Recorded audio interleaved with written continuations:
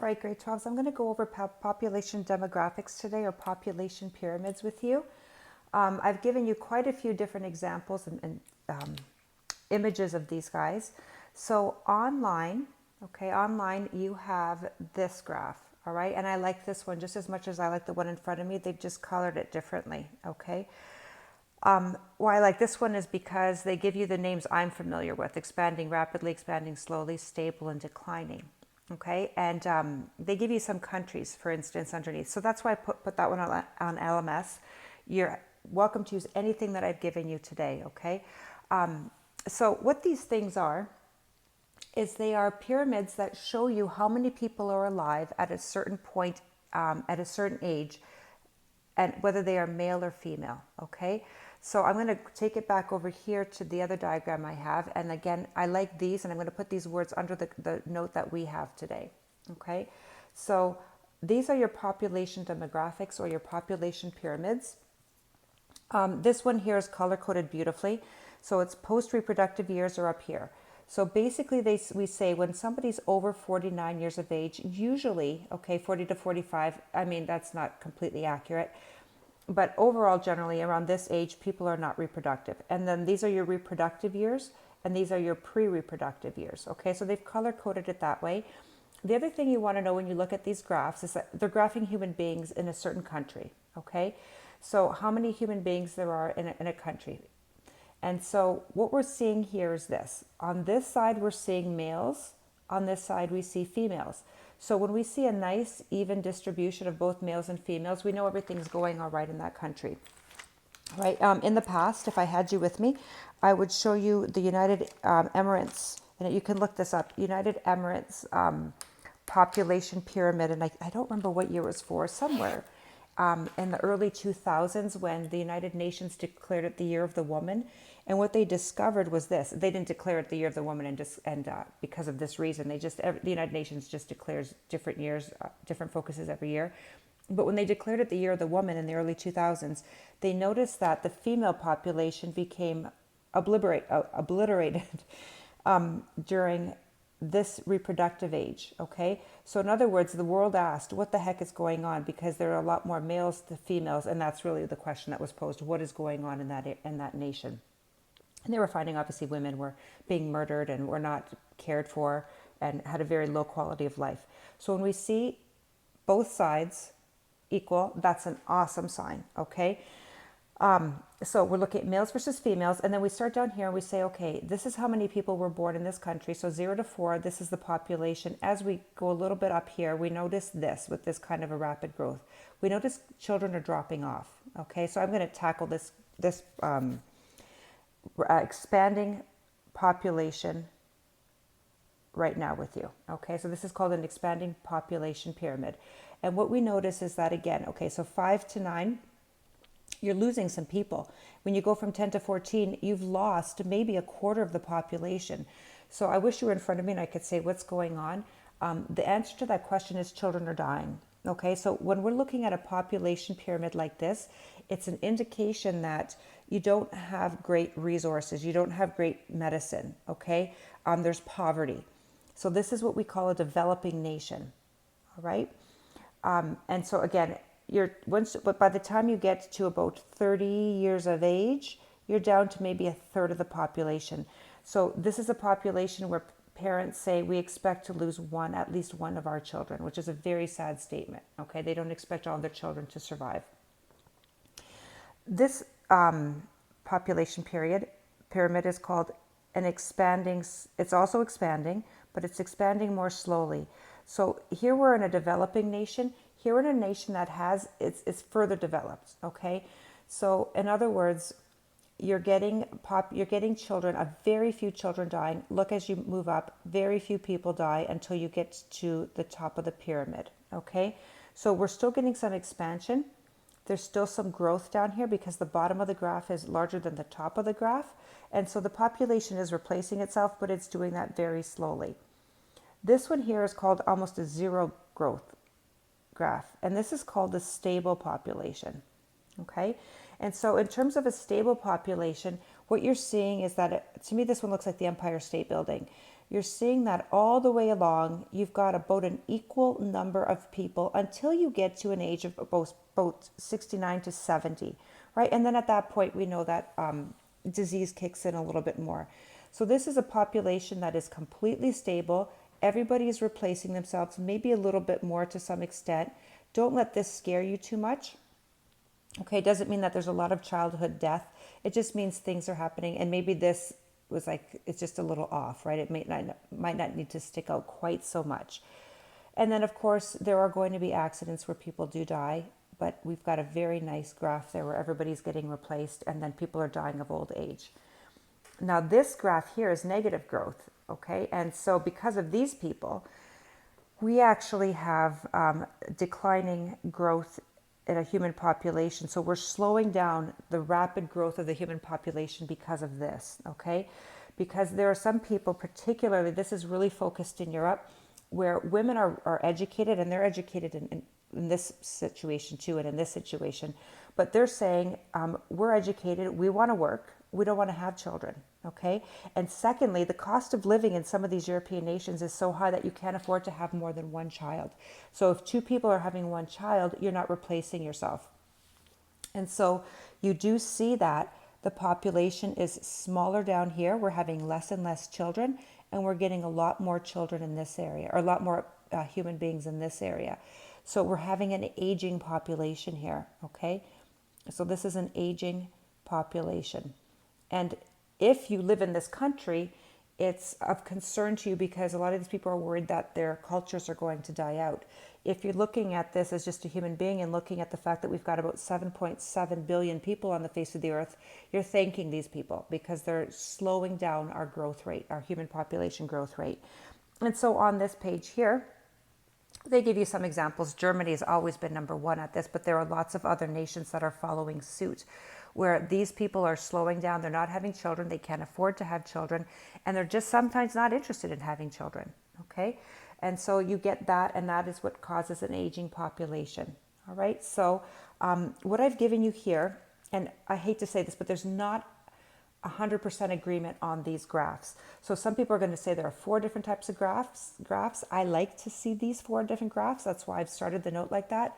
And then I just copied and pasted somebody else's note here. I'm not going to lie to you. The note was done really nicely, and I don't have access to my note that I would normally give you. So I gave you this one. So this is called expansive. And in this case, there's a lot of people on the internet that think there are only 3 basic shapes. Okay. I'm a biologist. This is part of biology, but this is not my area of specialty. So I'm not going to argue whether there should be 3 or 4. I want to present you the 4, okay, that I've always taught and I've always learned. But this person here that had this beautiful note gave us 3. So this here is going to be your expanding population, okay, and they call it expansive. Again, there's not a cohesive term for this. So in other words, there can be a couple different terms. What your job is to do is look at this and say, what's going on? Okay. And what you're seeing here is that you're losing children. Okay. And you're losing more children, and you're losing more young people and more young people. So that by the time I would say you get to 25 years of age, you've lost about half your population. That's not a good thing. Okay. And so what's going on here is that this is a population where you have, it's called the young population. You've got a lot of young people. It's growing, but all young people won't survive, okay? It says there's a pyramid shape, and that's pretty much how I would describe that as well. It's expansive because the population is growing, okay? There's a larger percentage of the population in the younger age cohorts, okay? So that's true. And so if these children should survive, okay, if these children should survive, what happens is that you are going to get this happening, okay? So we are going to get slow growth or stable growth if the people survive, if we get increased medicine. So that's what we're seeing here. We're seeing an increase in medicine, okay? And that's what's going to be coming. So that's developing. And again, this is a developing nation. So developing nation, increase in education as well in this developing nation. Okay, these types of populations are typically representative of developing nations. Okay, whose populations often have high fertility rates and lower than average life expectancies. So if this nation does well, and they get better medicine, they get more technology, they get more education, this population pyramid, given another 25, 30 years, will start to look like this, okay? I hope that makes sense to you. And then when we have, this is called the constrictive population, okay? So here we're saying that elderly are shrinking, okay? It says they look like beehives. They have an inverted shape. They're tapering in at the bottom, okay? And they have a smaller percentage of people in the younger cohorts, all right? We have a high level of social and economic development, all right? High quality education. This is where people, and excellent healthcare, okay? This is where people are not replacing themselves. So this is what's going to look like eventually a declining population. So it's just another way of telling us that we've got a declining population. It's not presented in the same order as the graphs that I gave you. Okay, but I just want you to have these explanations for why a population could be declining. And then over here, this is our stationary or stable, but notice there's a little bit of a blip in that. Okay, so we would call this a stable population, all right, because people are replacing themselves. So again, the graph is not perfect. You're not going to have complete agreement between this graph, and I'm moving you over again, and this graph. Why? Because we're looking at different nations. So if you looked at Japan's versus Italy versus Greece's, they're going to look similar, but they're not going to be identical. Okay, so this is not identical to the one I just showed you because of that reason. So if we have a stationary or near stationary, okay, and that's what we called a stable on the other page, okay, this is a population that is really not growing. People are replacing themselves, but we're not increasing the population. And typically we're going to see a rectangular shape, okay? We have developed nations, birth rates are low, and overall quality of life is high, okay? So this is a very happy population. This is very healthy when we have a stable population. And then I just gave you, I don't know why, I just thought this was even better than the ones I showed you, better examples of declining and stable. So you can see this is stable, and this is not exactly the same shape as I showed you, right? This is expanding, okay, and this is declining. And so you've seen many different forms of these. Okay, so you couldn't see that. So expanding, declining, and stable. And then now if we were in class, we'd have some fun, and you guys would say, you'd pick some different countries, okay, to look at. So here I am. I'm just, if you have patience, you can stay with me. There's your note, and this is what I would pull up for you, okay, is this here.